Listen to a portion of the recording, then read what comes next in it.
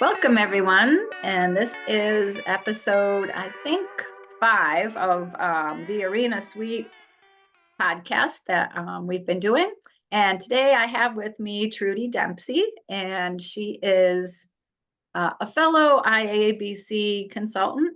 And why don't you say a little bit more, Trudi? I know you have a few other letters after your name, and you can let us know everything.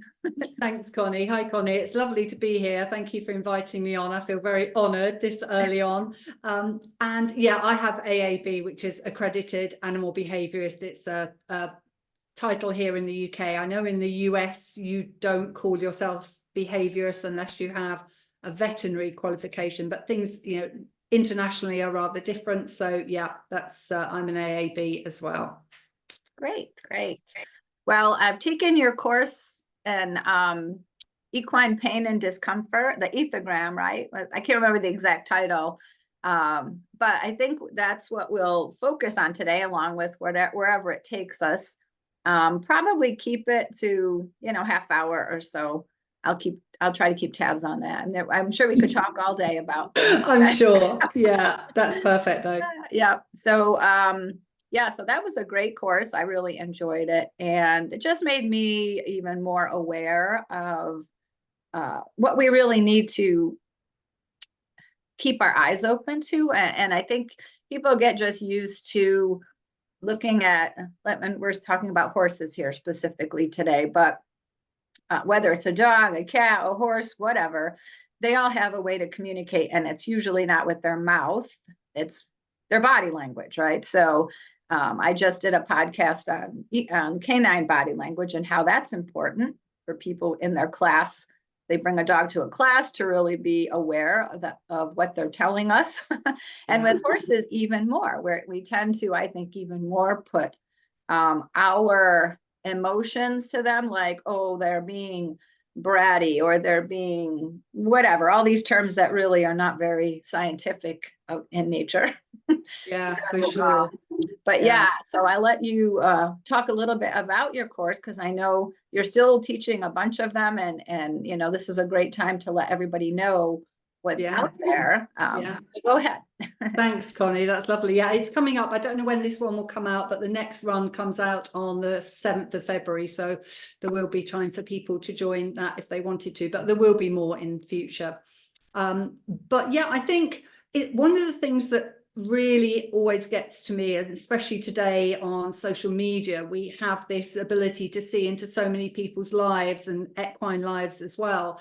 And I think it's really disconcerting to hear those terms that you just mentioned. I mean, that was a great intro, because so many people will describe their horse as being bratty, a pain in the butt, or, whatever. And I think the first thing, there's 3 things that I tend to think of. And the first of those is always that people don't recognize normal horse behavior. They think that most horses, have some ability to act up, and that they are maybe like their kids. And I think we still don't recognize it in dogs and kids and fellow humans. So why would we in animals, particularly in horses? So I think the first thing always for me is, what does your horse's behavior usually look like? And so I'm always after people looking at baselines and finding what's changed. So if your horse has always been fantastic to ride, and all of a sudden he starts trying to bite you when you're putting a saddle on, or if he doesn't want to get near the mounting block, we can be pretty sure that something is going on. And that's the same with dogs. I know enough about dogs, having my own, and training dogs, that exactly the same in the dog world, that if something changes, if your animal starts exhibiting unusual behavior. But I think because of this tendency for people to assume that all horses act up in some way, that all horses are a bit difficult. And so that's my second point. Horses really aren't a bit difficult. They're difficult because they've got something triggering that behavior. And that is the one to think about, is what's triggering that behavior. And yes, of course, it could be something like fear, or discomfort in their feelings, in their emotions, as opposed to a painful emotion. So for me, the course is really for people to bring as much as they can their own cases. And I think often people join it because, especially people who aren't consultants, they join that course because they want answers for their own horse. And they know there's something, and they've been to people and they've been to vets and they haven't got anywhere with it. And lots of people tell them they've got to get after the horse, they've got to get some respect from the horse. And you and I know that, you know, when we're dealing behavior, horses don't need to respect us in the way that people try and make that appear when they're talking about training horses. We've gone beyond that in recent years. We know a lot more, and you know that horses just are confused and don't know how to act in a human world. So I think a lot of people join it in the hope that they'll find out a bit about their own horse and whether they have pain. And I don't know about you, but I'm going to guess, if I look through all my previous case notes, that there's a really, really strong percentage, way over 75%, I would say, of horses that come with behavior that we can't work out, that we don't understand, that it's erratic, it comes and it goes, or that it doesn't seem to make sense with anything else, is down to pain. And that's the third thing as well, is that first, your own vet will tell you, maybe, yeah, we've done this, the ulcers are gone, we've injected the hocks, your horse is fine to go. And I don't think there is ever a kind of piece of paper that you can sign off on a horse and say, yes, this horse is definitely feeling okay now. And I think that's, for me, where the discomfort, pain and discomfort ethogram, this is a Sue McDonald-led study, it has all these behaviors that you might not normally associate with a horse that's in pain. And so it kind of opens your eyes up to, hey, my horse does 3 of those things, or even one of them is probably not a good thing. And I think that's why I love teaching it, because people bring different cases every time, and we look at those cases and more comes out every time, as well as me sharing cases, obviously, that I've had of my own, which 9 times out of 10 have been signed off by the vet. That's not having a go at vets. Vets do not have crystal balls. And if they don't have, you know, a body scan to go from, or the right test, then, you know, they are really working blind, and it's very, very difficult. And these techniques cost a lot of money. So if your horse isn't insured, people are always trying to kind of have the body worker in and see if they can fix it. But we know there are certain illnesses and, you know, painful conditions that you can't just body work away, unfortunately. So yeah, we look at that ethogram in quite a lot of detail. I reproduce all the videos from it so that people can actually see it. Some of the horses are really, they're all in hospital settings, so they look like the worst case scenario of that behavior. So often you're going to see a toned down version of that. And yeah, I just think it's a really useful thing for people. And I have vets take it. I have people like yourself who are, you know, consultants. And it's not about me teaching you something new. It's about us all coming together and digging in and feeling comfortable and safe that you're in a place that you can do that with like-minded people. Because I think certainly the internet, when you look around, people are often told to stop, you know, messing about, don't pussyfoot around, get on, tell the horse who's boss, and get on with it. So it's hard sometimes to find those safe places that you can have that conversation outside of, you know, our little groups. So it's good from that perspective. I hope that's how it works.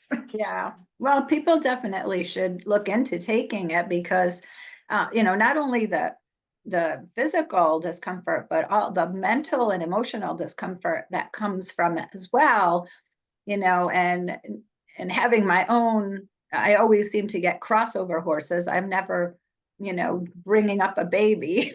So there, you know, once you start working with them from that different aspect too, of really letting them open up and talk to you, you can go through quite a lot of other behaviors that they've been suppressing.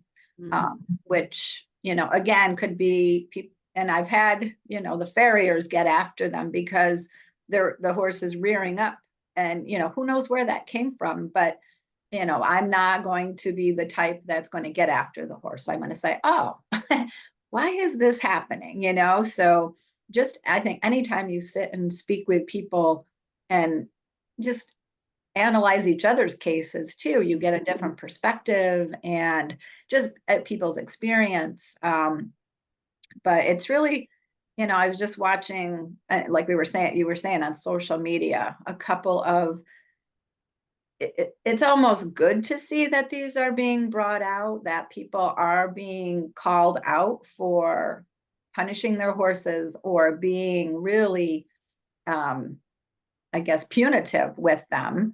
And even watching, whether it was the dressage lately, that one was out, and then another trainer I saw the other day, and I don't know, some people are probably still okay with that.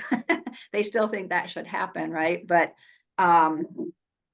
just watching too, like even if you just watch dressage tests or whatever, that tail is ringing and ringing and ringing. That the mouth has so much metal in it that they're so tense looking and behind the vertical, and just you can see these things that I maybe a few years ago didn't really see. So I didn't think like, oh, look how beautiful that horse is moving. And then when if they're going to keep moving like that in that tense frame, I guess we call it, right? There's going to be repercussions from it, whether they're physical and people put horses down just because they can't ride them anymore. But it's our doing, unfortunately, and that's not fair to our companion animal that we want to have a good relationship with, right? Yeah, definitely. I think the thing that really gets me sometimes is people will say, if he didn't want to do it, how could I make him do it? Well, people wear spurs so much so in certain competitions that horses' sides will be marked, that they'll be bleeding, mouths bleed, tongues go blue. I'm sorry, horses are not argumentative. They really are not an aggressive species, and they try and get on and do what they're asked to do. And when they're fearful of somebody doing something to them that won't be seen in the ring, it will be seen at home behind closed doors. And there's a big case going through at the moment in Denmark where they did some secret filming and sort of got in there undercover, and it was horrific. Utterly horrific. Now, this has been going on for years, Connie, and you and I have seen it pop up in the media, and then it dies down again, and it comes back again. But honestly, I feel this time, for the first time in my life, that people are starting to listen. I'm not saying it's going to go away quickly. People will still ride horses behind the vertical, and horses that are in pain will still be ridden unfairly, obviously, and with a massive emotional cost. But I just feel this time there are people outside of the horse world who are starting to look in. And I think it started with, was it the Tokyo Olympics with the girl in the modern pentathlon who's, I think it was her coach came up and slapped the horse on the bum and sort of pushed her to go when she was, obviously the girl was having a hard time, let alone the horse. And I think now that the world's eyes are looking at us, we are all only starting maybe, to really think about, now what if the rest of the world sees us as a cruel and awful thing to do? Will riding be on the table for being banned at some point if we don't get our house in order? And I think there's enough of momentum behind that now that I really, really hope that we wouldn't need to be having this conversation in 10, 15 years time, because people will understand. And I think that the really difficult thing is when I do talk to clients, and I'm sure you're the same, about pain or emotional discomfort or something that's going on, when you tell them, they almost want to cry. It's not because they've lost their horse, it's because somebody's finally listened to them. They really thought there was something wrong, but they couldn't put their finger on it. And I think that's massively important, that we are going to see that change going forwards, and hopefully people can be brave. But I know now I have clients on yards, barns, your side of the Atlantic, in barns, who are scared to say something because the other people in the barn are not understanding yet that this is a thing, and they are like, yeah, put your spurs on, ride that horse, it needs teaching a lesson, and you know, the poor horse is in some amount of pain, or as you say, emotional struggling. Yeah, and I think it's too because most of the training is still, you know, pressure and release based, right? So that's our typical way that we see the horse world operating. And you know, you and I are looking at the whole learning quadrant, right? So we're not just focused on one traditional area. Yeah. And that, I think, it has to happen because otherwise people don't know how to get the behavior. I was just watching a local trainer and, you know, one of their reels or videos that everybody puts out. And, you know, he was just trying to get his young horse to stand still. And of course, the only way he could do it was, you know, he wasn't going to use any positive reinforcement because that's not popular, especially in this particular area. You know, there's very few people who want to use that. But as I watched, number one, it was a very young horse, and every time the horse didn't do what he wanted, he would, you know, make it hard and run him in little tiny tight circles, which, you know, caused aggravation to the horse. And he even mentioned it. Oh, he's getting upset with me, you know, and that's not healthy. Number one, to be taking a young horse on tight circle like that. But and the amount of times he had to do it, I can't see people doing that. They don't have that expertise. This horse was getting upset, and if he didn't turn him and turn him and turn him and turn him and really make him move, he could have gotten into a lot of trouble because he's escalating it, and the horse doesn't know what to do. Like you mentioned earlier, they're confused. They don't know. It's like, here's your learner, your student, and you're really pushing them past any point of understanding. You know, of course, horses figure it out. Dogs figure it out, you know, they all do eventually, just because, okay, well, he's leaving me alone right now. This must be what he wants. But to me, the amount of effort the trainer had to do, you and I know there's other ways to work that without being in danger. And, you know, and unfortunately, that's what people point to. Oh, they're dangerous. Horses are dangerous. So I need to make sure I have power and control over them, you know? And it's so ironic because when you look at zoo animals, like really dangerous animals, and how do they get behavior? They're not getting after them. You know, they don't need to use that pressure to be safe and get behaviors out of these animals, whatever they are, you know? So, and this is the hard thing, I think, to educate people. We just have to keep getting out there and, you know, I offer a lot of free things, like, come on over, see what I'm doing, you know. But you know, it's just difficult to really make it okay, I guess. Okay to do this, you know. I totally agree. I mean, there's a couple of things for me there. One is that if you are using negative reinforcement, and I'm not, you know, my theme this year is to try and be inclusive and trying to bring, like you are as well, you know, bring more people to this. But that isn't a good negative reinforcement training. If the horse can't do it and you keep asking the same question and they can't do it, then, you know, I remember before I ever knew about positive reinforcement, you know, I would set my learner up for success. I didn't know that's what I was doing, but I would give him enough environmental stimuli to understand what he might do in that place. And if he still couldn't do it, then he's not ready for it. So, you know, for me, I think it's really sad that these poorly applied negative reinforcement protocols end up getting into social media and people believe that that's right. It should, even with negative reinforcement, but even more so with positive, it should look really dull, really boring, nothing happening, because that's a much better environment for the horse to learn in. And one other thing, I know you mentioned zoos, and I spoke to Eddie Fernandez recently on a podcast, and he was saying that in the zoo world, it was almost their noses were up against it. They got this timeline because, you know, there was this feeling against animals being kept in captivity in zoos. And so they've had to open up and get really into better enrichment, better environments to keep the animals in, and, you know, cooperative blood draws and all that sort of thing.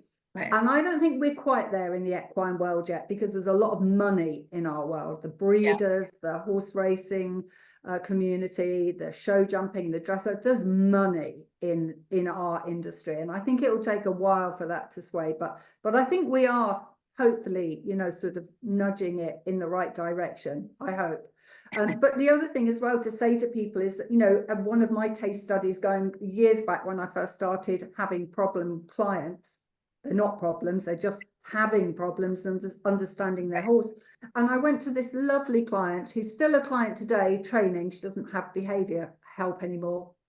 And she had a 17-year-old horse who wouldn't stand at the mountain block.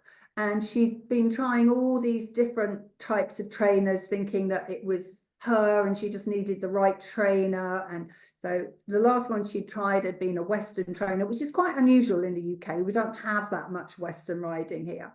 And she'd sold her this like very expensive, I think it was about $4,000 equivalent saddle, Western saddle for this horse. And she'd done that running around at the, you know, to make him stand still, because he wouldn't stand at the mountain block. He wouldn't stand. So I went with her, you know, and sort of put her horse through some of the little tests that I will do and see what he's like when he's not near the mountain block. And he was like a really cool dude, as lovely as they come, loved a cuddle, really into, he would touch my fist for scratches. He was just really lovely and very into being with humans. Take him to the mountain block with no saddle, absolutely fine. Take him to the mountain block when you meant business kind of thing, he couldn't cope with it. And so I said to her, there's something wrong. I guess it's physical. She had him checked out and he had so many arthritic changes by then, fetlocks, hocks, that she retired him. And I just feel so sad that people can't look, you know, and people term themselves behaviorists, as you know, certainly here in the UK, and they are just sort of trainers who have worked with difficult horses. Is that word again, difficult? I know you don't believe that label, but you know, and so they've become this kind of, they put on their armor and they get on the horse and the horse bucks and rears, but they ride it out and they whip them on, and the horse is cured and they give it back to the owner, and a week later they're back in the same position because that owner will not ride it like that trainer. They're not that sort of person and they don't want to be. That's not the horse they want. And so, yeah, I do think, you know, bringing it back around a little bit to the topic, that, you know, there are so many case studies that we must have had between us where pain is such a relevant cause, you know, for behavior that, you know, you can't look beyond it sometimes. You just have to open your eyes and see it. But sadly, you know, it happens too much, doesn't it? Well, and I think too, people don't have the knowledge maybe, or the skill to go and do something like you just explained, you know, is how to tease it apart, you know. And I've done that with my horse too, is just to show, and I haven't really done it much on social media, but you know, how to do exactly the same thing. Will your horse come to the mounting block willingly? If you have the saddle pad, if you have the saddle, if you do the girth up, put the bridle in, like, where do they say, no, I can't do that? You know, and then that should open up the opportunity to look somewhere else. Okay, well, they're not happy with this, but it's like, people don't want to give their horse that voice, you know. They're afraid they'll take advantage of them, or, you know, get in trouble, and it's not that way at all, you know. But I really think they have to see it enough times, or do it themselves, or have somebody like you just explained, that you could show somebody how to do that. So it's a little bit, it's not rocket science. It's really about being systematic and taking data. I know people hate taking notes or videoing themselves, but you see things when you look on the outside. So if you can't afford to have an equine behavior consultant come in, or you're somewhere where it's really hard, somebody like you or I can work on video and help you, talk you through what you're seeing. So, you know, for instance, if somebody comes to me and says their horse is great at being tacked up, but only when it's in the cross ties, and they've never thought to try it without cross ties, and the minute there's no cross ties, that horse disappears to the back of the stall or tries to leave the tacking up area, and you're like, whoa, red flags everywhere here. Right. And I think it is, you know, we don't often give them a voice or any choice. We think we think it's such a big animal, it's going to tell us, it will kick us, but they don't, because that's not who horses generally are. They're, as I say, really easygoing. And if your horse isn't easygoing for some reason, there will be triggers, and you've got to look for them. Oh, right. Yeah. But, you know, it isn't complex. It really is just about taking off the layers, peeling back that onion until you really see what's going on, and testing out those, you know, hypotheses that you might have about, you know, or maybe it's the girth doing it. Well, why would a girth being done up be uncomfortable for your horse? What has it got? What physical problem might it have? And genuinely, some owners will say to me, I don't have the money to investigate that. And that's really tough, because as I said earlier, it can be really expensive to dig into these things. And there are some things that you can't find out without those expensive tests. But, you know, sometimes that is a difficult call, because do you want to be riding a horse? Is it good for you? Is it safe for you to be sat on the horse? You know, I see people sometimes and I think, I would not be getting on that horse if I had to do all that just to get on. Yeah. You know, these notions of, oh, my horse is cold backed. Why is he cold backed? Why? You know, what? Yeah, that's such an odd term. Yeah. He's bridle lame. Yeah. Okay, he's only lame when you put a bridle on. Really, we have I've these never heard that one.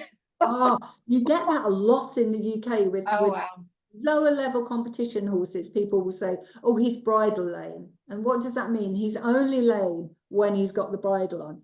I think it's, you know, yeah. Wow, yeah, that's interesting. Machinations that horses go through in their minds, that they're working out, how can I get her today? I know, I'll suddenly go lame when she puts the bridle on. Yeah, it's silly. Yeah, it's when you know better, it is. But I was like you, I came from a very traditional background, and although when I did dressage, I was kind, you know, trainers tried to get me doing things which I wouldn't let them do, until I found the right trainers who were sympathetic and sensitive to horses, that we weren't using positive reinforcement, but you know, they were using negative reinforcement in a way that was fair to the horse and listening to the horse. So, you know, we've all been there. We've had, I'm sure people who watch will have had a horse that hasn't done what they were hoping it would do, and sold it to get the next one that might do it. You know, it's sadly is the history of equestrianism, and you know, hopefully that will change as we move forwards, but it's steeped in tradition, isn't it, Connie? Oh, yeah, definitely. Yeah, and it's, you know, every time a horse is for sale, it's just like, why is somebody selling this horse? You know, they've probably come up against a roadblock or trained it to the point of physical issues. And I'm helping a client of mine look for a horse, and everything is lame. Every horse that she's looked at, you know, and people like still have her come out and expect her to try it and ride it. And I mean, she's getting pretty good at identifying this herself, you know, or she'll send me videos and what do you think of this? And it's just incredible. And these horses aren't 30 years old. They're 10 years old, they're 7 years old, they're 15, whatever. But and you know, it's a result of people ignoring that, I think, and then just pushing. And the horse bodies can only last so long under that kind of stress. So, you know, and we haven't even gotten into that, so we'll have to talk again, but you know, talking about like getting into the real inside physical aspect of the horse and what the cortisol is doing, as opposed to, you know, the dopamine side of, oh, they want to be doing this. This is fun, you know, which is what we would like, right? We'd want the horse to be excited, intrinsically loving what they're doing, you know, whether we add a cookie here or there while we're training and get them to that point. But, you know, Yeah, a whole other.